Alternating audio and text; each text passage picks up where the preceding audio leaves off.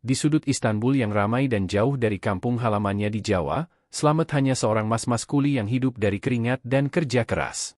Tapi siapa sangka, di antara tumpukan batu dan suara gergaji, ia berhasil mencuri hati seorang gadis Turki bermata hijau, Aylin, anak pemilik toko marmer. Cinta itu tak pernah ia minta, namun ketulusan memang selalu tahu jalan pulang. Ini bukan sekadar kisah cinta beda negara, ini tentang hati yang tak kenal kasta. Di antara debu-debu proyek renovasi masjid tua di kawasan Eminönü, Istanbul, Slamet bekerja dengan sabar. Lelaki Jawa bertubuh kecil itu datang ke Turki 2 tahun lalu, bermodalkan tekad dan restu ibu di kampung. Ia tak pernah berpikir akan menjadi lebih dari seorang kuli harian, tetapi takdir punya rencana lain. Setiap pagi, Slamet membersihkan halaman depan toko marmer milik keluarga Öztürk, tempat ia kadang dipekerjakan untuk mengangkut bongkahan batu berat. Di toko itulah, untuk pertama kalinya ia melihat Aylin. Aylin Öztürk bukan gadis sembarangan. Ia kuliah di bidang arsitektur, pandai, dan cantik dengan mata hijau yang bercahaya seperti danau Uzungmol. Tapi yang paling menonjol darinya adalah caranya memperlakukan semua orang, tanpa melihat status atau penampilan. Termasuk Slamet. Suatu pagi musim gugur, Aylin menyodorkan secangkir teh hangat kepada Slamet. "Teh untukmu. Cuacanya dingin," katanya dalam bahasa Inggris yang lembut. Slamet kaget. Jarang ada majikan atau anak majikan yang menyapa, apalagi memberi teh. "Terima kasih, Mbak," jawabnya gugup, mencampur bahasa Jawa dan Inggris seadanya. Aylin tertawa kecil, "Namamu Slamet, kan?" "Iya, Slamet. Dari Jawa." Sejak hari itu, Aylin sering menyempatkan diri untuk menyapa, kadang duduk sebentar sambil menanyakan kabar atau asal-usul Slamet. Ia tertarik mendengar tentang sawah, gunung, dan budaya wayang. Bagi Slamet, perhatian Aylin adalah anugerah sekaligus cobaan. Hari-hari berlalu. Slamet makin sering diajak bantu proyek renovasi yang digarap Aylin. Ia kagum pada gadis itu, bukan hanya cantik, tapi juga penuh rasa hormat pada budaya. Suatu hari, Aylin bahkan memakai batik yang dibawa Slamet dari Jawa saat pulang sebentar. "Ini indah sekali," katanya sambil memutar tubuhnya di depan cermin. Dan hari itu juga, Slamet sadar, ia jatuh cinta. Tapi Slamet tahu diri. Ia hanya kuli. Tak punya gelar, tak punya masa depan yang jelas. Hanya punya doa-doa diam yang ia bisikan tiap malam setelah sholat di kamar kontrakannya yang sempit. Ia tak ingin cinta itu menjadi beban. Maka ia simpan rapat, menguncinya di dada yang sunyi. Namun, Aylin tak bodoh. Ia tahu ada rasa dalam tatapan mata Slamet. Rasa yang tulus, bukan rasa yang lahir dari harapan akan harta atau status. Tapi ia juga tahu, Slamet terlalu mulia untuk mengungkapkannya. Maka, ia pun menyimpannya, dengan cara yang sama, diam. Sampai suatu hari, Slamet harus kembali ke Indonesia karena ayahnya sakit. Ia pamit sederhana, seperti biasanya. Tanpa pelukan, tanpa pengakuan. Hanya satu kalimat lirih dari Aylin yang membuat dadanya bergetar. "Kalau kau kembali suatu saat, aku akan tetap di sini, menunggumu." Slamet hanya menunduk, mengangguk, lalu pergi. Di Bandara Istanbul, seorang pria berwajah legam dan membawa koper tua turun dari pesawat. Ia bukan lagi Slamet yang dulu. Ia kini memiliki usaha kecil di kampungnya, cukup mapan untuk bermimpi kembali. Tapi lebih dari itu, ia kembali karena satu alasan. Ia belum pernah benar-benar pergi dari hati Aylin. Dan Aylin? Ia masih menyimpan batik itu, masih berjalan tiap pagi ke toko marmer keluarga, dan masih memandangi jalan tempat terakhir Slamet berjalan pergi. Hari itu, jalan itu kembali menghidupkan langkah yang sama. 3 tahun telah berlalu sejak Slamet meninggalkan Istanbul. Ia kembali sebagai pria yang lebih matang, tapi hatinya masih sama, menyimpan rasa untuk gadis bermata hijau yang pernah memberinya secangkir teh dan secercah harapan. Namun waktu tak selalu menunggu. Masihkah Aylin menyimpan rasa yang sama? Slamet berdiri di depan toko marmer keluarga Öztürk. Wajahnya menua sedikit, tapi keteguhan dalam matanya tak berubah. Di balik kaca toko, ia melihat Aylin sedang memindahkan potongan marmer kecil, rambutnya terselip rapi di balik kerudung, dan, ya, batik itu masih melekat di bahunya. Ia mengetuk pelan pintu kaca. Aylin mendongak. Tatapan mereka bertemu. Seketika waktu seperti berhenti. Slamet membuka senyuman tipis. "Selamat pagi, Mbak Aylin," katanya dalam bahasa Indonesia yang ia tahu Aylin sudah mulai mengerti. Aylin berdiri terpaku. Mata hijaunya berkaca-kaca. "Slamet, kau kembali." Suaranya lirih, nyaris seperti gumaman doa yang dijawab semesta. Mereka duduk di bangku kayu tua di depan toko, tempat mereka biasa berbincang dulu. Aileen menyeduhkan teh hangat, seperti dulu. Slamet memegang cangkir itu dengan hati-hati, seakan menyentuh masa lalu yang belum sempat diselesaikan. "Bapak saya meninggal tahun lalu," kata Slamet, menunduk. "Saya pulang untuk jaga ibu. Sekarang ibu saya tinggal bersama adik. Saya bisa kembali ke sini." Aileen mengangguk pelan. "Aku ikut sedih, Slamet. Tapi, aku senang kau kembali." Hening sesaat. Hanya suara burung dan lalu lintas Istanbul yang sibuk mengisi ruang. "Aku pikir kau tidak akan kembali," lanjut Aileen. "Orang-orang datang dan pergi. Tapi entah kenapa, aku tetap menunggu." Slamet memandang Aileen, kali ini lebih dalam dari sebelumnya. Bukan hanya kekaguman, tapi keyakinan. Keyakinan bahwa rasa yang ia simpan tak sia-sia. "Aku juga tak pernah benar-benar pergi, Mbak," katanya. "Setiap malam di kampung, aku masih ingat teh hangat ini, langkah kaki Mbak Aileen, dan cara Mbak memperlakukan aku seperti manusia, bukan hanya seorang kuli." Aileen tersenyum, pipinya memerah. Ia menunduk, seperti menahan tangis. Hari itu, mereka berjalan menyusuri Eminonu, seperti turis yang baru jatuh cinta. Mereka melihat bangunan-bangunan tua, berbagi cerita tentang hidup masing-masing. Aileen menunjukkan proyek arsitektur barunya, sebuah restorasi museum kecil, dan Slamet bercerita tentang kebun kecil di belakang rumahnya. Namun, malam itu sebelum pulang, Aileen berkata, "Aku ingin tanya sesuatu, Slamet. Mengapa dulu kau tak pernah mengatakan perasaanmu padaku?" Slamet terdiam. Ia menatap langit Istanbul yang mulai gelap, lalu kembali menatap Aileen. "Karena aku bukan siapa-siapa," jawabnya jujur. "Aku cuma seorang kuli dari desa. Mbak Aileen punya dunia, aku cuma penonton di pinggir jalan. Tapi aku mencintaimu. Dulu, dan sekarang pun masih." Aileen menghela napas dalam. "Dan kau pikir aku tak tahu?" Slamet tertawa kecil, lega dan gugup bercampur jadi satu. Aileen menatapnya lembut, dan untuk pertama kalinya, ia menggenggam tangan Slamet. "Dunia tidak selalu butuh dua orang dari latar belakang yang sama," katanya. "Kadang, dunia hanya butuh dua hati yang mau saling menerima." Suara azan bergema dari masjid dekat toko marmer. Di dalam toko, Aileen mengenakan kebaya sederhana dengan kerudung putih. Di sisinya, Slamet mengenakan beskap Jawa, tampak canggung namun bahagia. Mereka baru saja menikah secara sederhana, hanya disaksikan keluarga terdekat dan beberapa pekerja toko. Tak ada pesta mewah. Hanya doa, senyum, dan dua tangan yang tak lagi saling menyimpan rasa, karena semuanya kini sudah disampaikan. Cinta Slamet dan Aileen bukan soal status, bukan soal budaya. Ia tumbuh dalam diam, bertahan dalam jarak, dan mekar kembali dalam ketulusan. Dalam dunia yang cepat berubah, kadang cinta sejati adalah yang tetap tinggal, menunggu dengan sabar, sampai waktu kembali mempertemukan. Dan di antara toko marmer, aroma teh hangat, serta batik yang tetap dikenakan dengan bangga, Slamet dan Aileen membuktikan. Yang tulus tak pernah pergi. Ia hanya menunggu saat yang tepat untuk kembali. Setelah janji suci diucapkan dalam kesederhanaan, Slamet dan Aileen menjalani hari-hari baru sebagai pasangan yang melintasi dua budaya, dua bahasa, dan dua dunia. Namun pernikahan bukan akhir dari perjuangan. Apakah cinta cukup untuk membangun rumah yang kokoh ketika kenyataan mulai menguji? Pagi di Istanbul kini berbeda bagi Slamet. Ia bangun bukan lagi di kamar kontrakan yang sempit, tapi di ruang sederhana di atas toko marmer keluarga Osturk. Di sebelahnya, Aileen masih terlelap dengan senyum damai.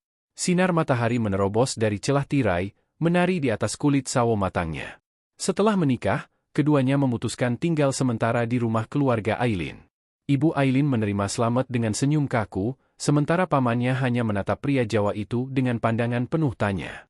Meski tidak ada penolakan terang-terangan, Slamet tahu ia sedang diuji. Ia bukan bagian dari kebiasaan mereka. Ia adalah yang asing di meja makan. Meski Aileen menggenggam tangannya setiap kali mereka merasa tak dianggap. Tapi Slamet tidak mengeluh. Ia bekerja keras membantu toko, membersihkan marmer, bahkan membuat desain rak dari kayu jati sisa yang ia temukan. Aileen, dengan mata senangnya, selalu memuji setiap hasil tangan suaminya. "Tanganku arsitek di atas kertas," katanya suatu malam, "tapi tanganmu arsitek yang nyata." Namun, waktu berjalan.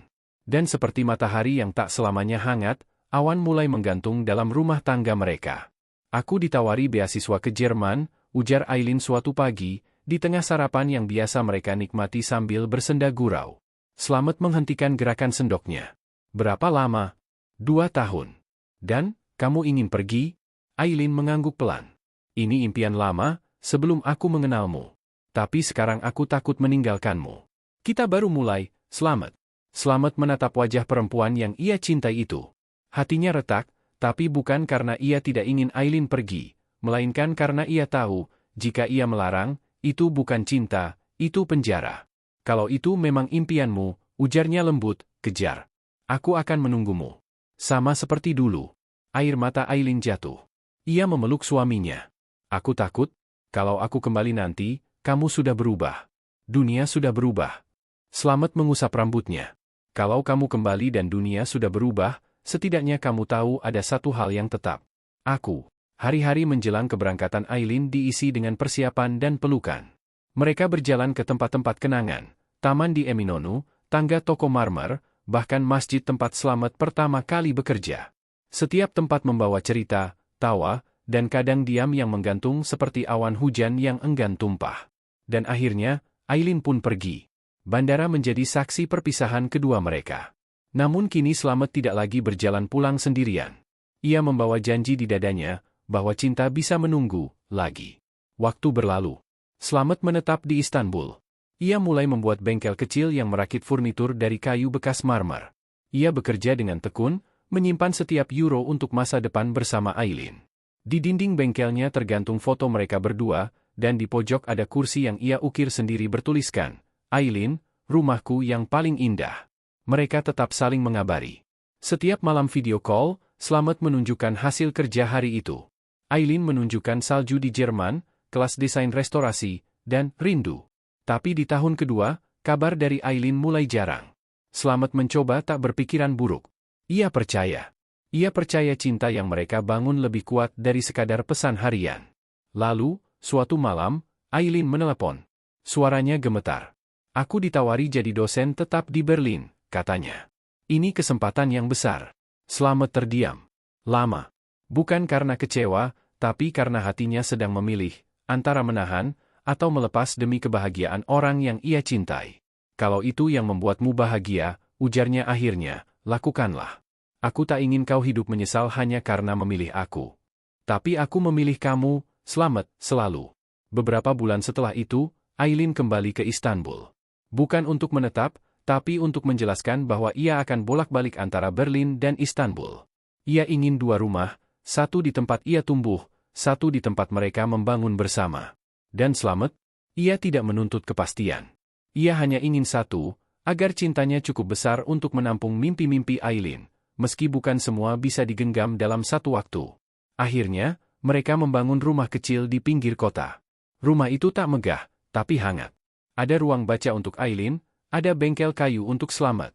Dan di tengahnya, meja makan dari marmer, sisa toko keluarga, yang selalu terisi teh hangat dan percakapan tentang dunia yang terus bergerak, tapi hati mereka tetap tinggal. Cinta Selamat dan Aileen bukan tentang siapa yang menunggu, siapa yang tinggal. Tapi tentang siapa yang terus percaya, bahkan saat harus melepaskan sebentar. Rumah mereka bukan hanya bangunan, melainkan keyakinan bahwa jika hati saling menggenggam, 2 dunia pun bisa jadi satu atap. Dan Selamat tahu, dari semua bangunan yang pernah ia bantu bangun, rumah inilah yang paling berharga, rumah yang dibangun dari kesabaran, keberanian, dan cinta yang tak pernah usang. Ketika cinta sudah melalui ujian waktu, jarak, dan restu keluarga, apakah ia benar-benar tak tergoyahkan? Rumah telah dibangun, mimpi telah dibagi. Tapi hidup selalu punya caranya sendiri untuk menguji, apa yang kau pilih saat dunia berkata, tidak mudah. Musim semi datang ke Istanbul. Pohon-pohon di taman kecil dekat rumah Selamat dan Aileen mulai berbunga. Rumah mungil mereka di pinggir kota menjadi tempat persinggahan yang indah, meskipun tak selalu penuh. Aileen, kini resmi mengajar di universitas di Berlin, masih bolak-balik setiap 2 bulan sekali. 2 minggu di Istanbul, 6 minggu di Berlin. Ia selalu membawa oleh-oleh cerita, sketsa desain, dan kejutan kecil untuk Selamat, kadang buku, kadang alat ukir baru. Namun, suatu malam, setelah makan malam sederhana, Aileen memandang Selamat dengan mata yang tak bisa disembunyikan lagi kesedihannya. Aku hamil, katanya pelan. Selamat menghentikan gerakan tangannya yang sedang merapikan piring. Wajahnya membeku, lalu perlahan berubah menjadi kehangatan yang tulus. Ia berdiri, memeluk istrinya. Tuhan memberi kita anugerah, bisiknya. Tapi pelukan itu, sehangat apapun, tak bisa menyembunyikan kekhawatiran Aileen. Aku takut, Slamet. Bagaimana jika kita tak bisa membesarkan anak ini bersama? Aku di Berlin, kamu di sini. Slamet hanya memandangnya dalam. Ia tahu pertanyaan itu bukan untuk dijawab saat itu juga. Tapi sejak malam itu, ia mulai berpikir, rumah seperti apa yang ingin ia berikan untuk anak mereka. Hari-hari berlalu dengan perubahan. Aileen memutuskan untuk mengambil cuti panjang dari universitas, tinggal di Istanbul hingga bayi lahir. Rumah mereka menjadi tempat yang semakin hidup. Slamet memperluas ruang tengah, menambahkan lantai kayu hasil ukirannya sendiri. Ia membuat ranjang bayi, rak buku mini, dan kursi goyang dari kayu jati yang dikirim dari kampungnya di Jawa. Namun tantangan datang bukan dari luar, melainkan dari dalam keluarga Aileen. Ibunya, yang dulu diam saja, mulai menyuarakan kekhawatirannya. Kamu pikir anakmu nanti cukup hanya hidup dari kayu dan marmer, katanya suatu malam saat Aileen berkunjung. Slamet mungkin pria baik, tapi kamu punya masa depan lebih besar dari ini. Aileen menahan tangis. Ia tahu ibunya bukan jahat, hanya belum bisa sepenuhnya memahami pilihan hatinya. Ketika Aileen bercerita pada Slamet, pria itu hanya mengangguk. Tidak marah, tidak sedih.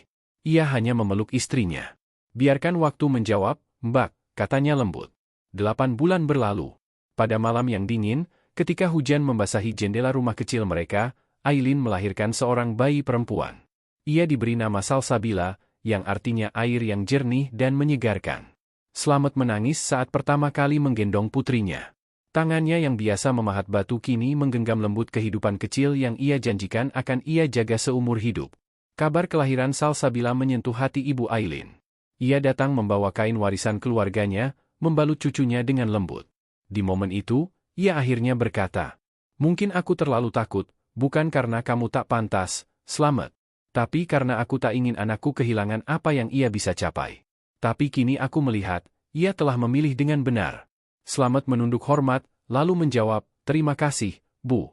Saya tidak bisa beri kemewahan, tapi saya akan pastikan mereka selalu punya rumah di hati saya." Tahun-tahun berlalu cepat. Salsabila tumbuh jadi anak cerdas, berambut gelombang dan mata hijau cerah seperti ibunya. Ia belajar bahasa Jawa dan Turki sekaligus.